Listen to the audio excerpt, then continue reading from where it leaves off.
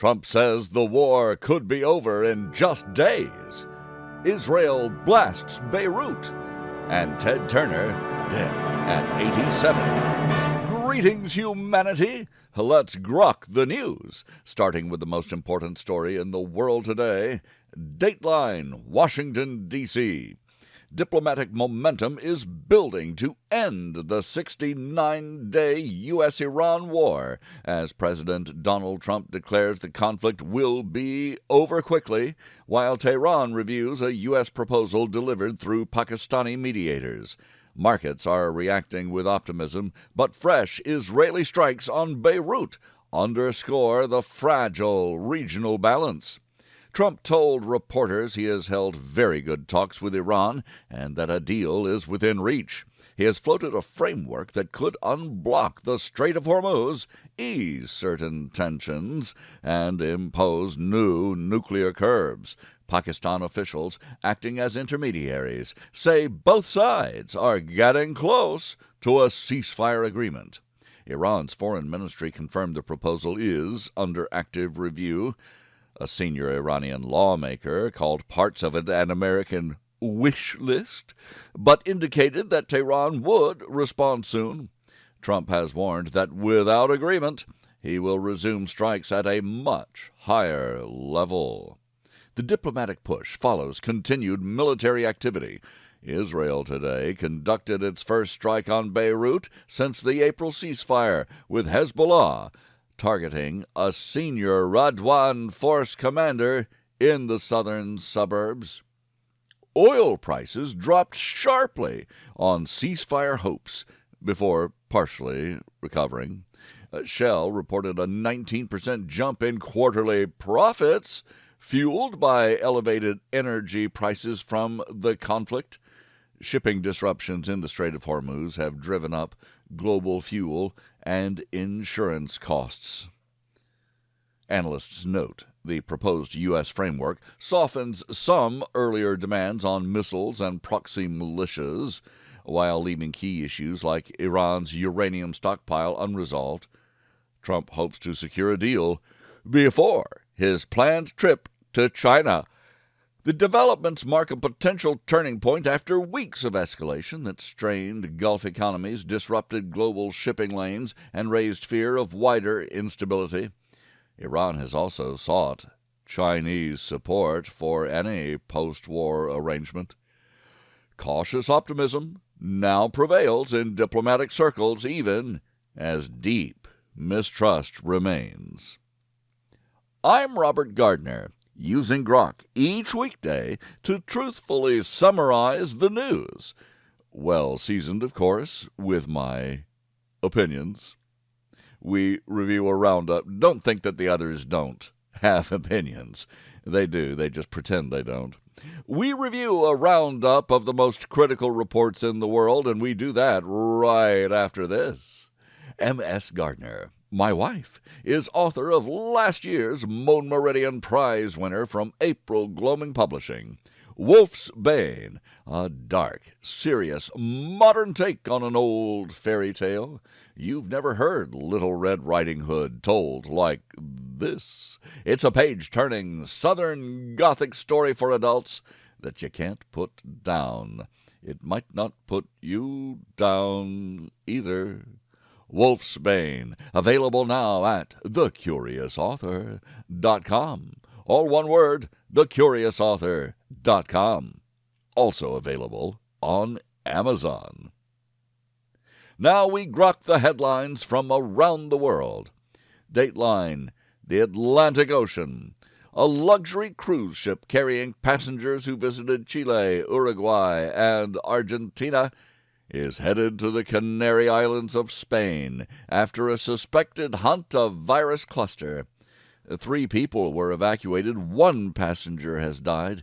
Spanish authorities say that the vessel is not highly infectious, and the CDC rates public risk as very low, though monitoring continues for those who are disembarking.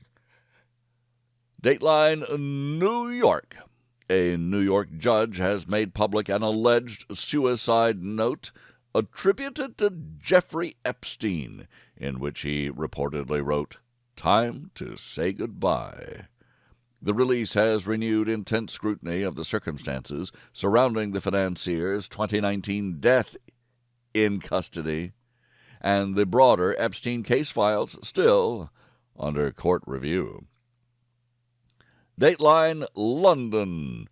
Polling stations opened across England, Scotland, and Wales today for the largest round of local and regional elections since 2024.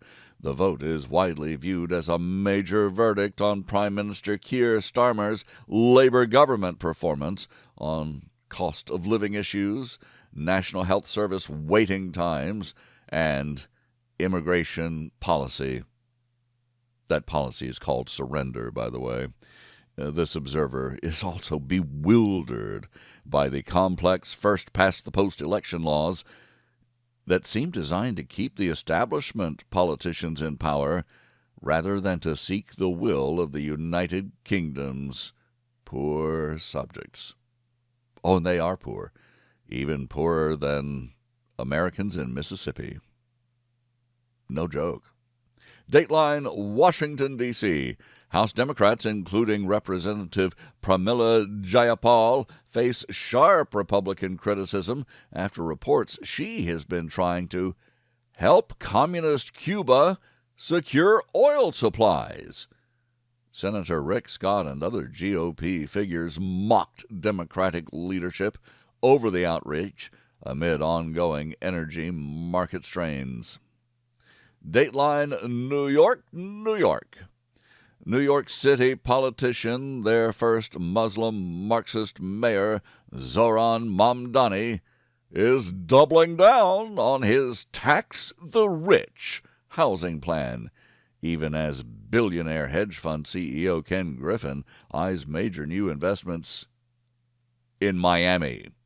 The standoff highlights ongoing tensions between progressive tax policies and high net worth relocation trends. This observer notes that it is true, if you tax them, they will leave, taking jobs and tax revenue with them. Go woke, go broke is the lesson for this generation and every generation that turns to Marxism. Dateline Washington, D.C. Kash Patel claims the FBI lied to obtain FISA warrants used to illegally spy on Donald Trump's 2016 presidential campaign. The former Trump administration officials' fresh allegations have reignited long-running debates over surveillance practices during that notorious and most dubious election cycle. At least it was the most dubious until 2020. Dateline Australia. A group of women and children linked to the Islamic State have arrived back in Australia from Syrian detention camps on a repatriation flight. Authorities are providing support and monitoring as part of the country's ongoing de-radicalization and reintegration program. This observer thinks that politicians down under are topsy-turvy and that Aussies ought to be more concerned with protecting their subjects in the first place than with woke submission to Islamic Jihad. Dateline the USA. A federal judge is expected to issue a key ruling in the high-profile Elon Musk versus Sam Altman OpenAI trial. The case centers on allegations of breached founding agreements and raises broader questions about governance and direction in the artificial intelligence industry. This observer remembers that OpenAI was founded by Musk to be a truth-seeking open-source solution to the coming artificial intelligence crisis or revolution or singularity or whatever you want to call what's coming. But the nonprofit was essentially made into a for-profit by Altman. And this is why Musk has created XAI, and Grok and this observer is not paid to endorse it. The rest of the world's AI is broken, by false woke instructions that force AI to hallucinate and eventually leads to artificial madness. Oh, just like it leads to real madness in politicians. AI is too important to let it send us over the cliff in a self-driving vehicle. Keep your hands on the wheel, folks. Just like this observer does with Grok. Dateline Southeast Asia. Leaders at the ASEAN summit have placed the regional energy crisis at the top of the agenda as oil supply disruptions from the Iran conflict drive up costs. Discussions focus on diversifying sources, meaning buying oil and gas from America, improving their infrastructure, and collective bargaining for stable fuel supplies. Dateline New Delhi. On the anniversary of last year's India-Pakistan conflict resolution, Prime Minister Narendra Modi vowed to defeat terrorism and strengthen national security. The remarks come amid heightened regional tensions and domestic political focus on counter-extremism measures. Dateline Washington, D.C., Democratic Representative Dan Goldman typically stated that if his party wins back the House majority somehow, he will lead investigations into alleged Trump corruption. This comment signals renewed partisan oversight battles ahead of future congressional sessions.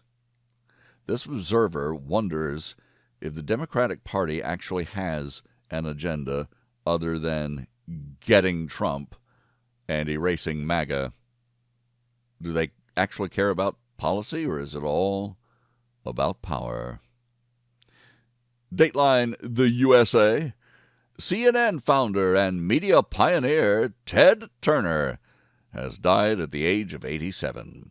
The entrepreneur who launched the 24-hour cable news network CNN and championed major philanthropic causes, including nuclear disarmament and environmental protection, leaves an impact on global journalism and leftist causes.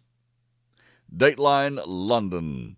Naturalist and broadcaster Sir David Attenborough has turned 100 years old today.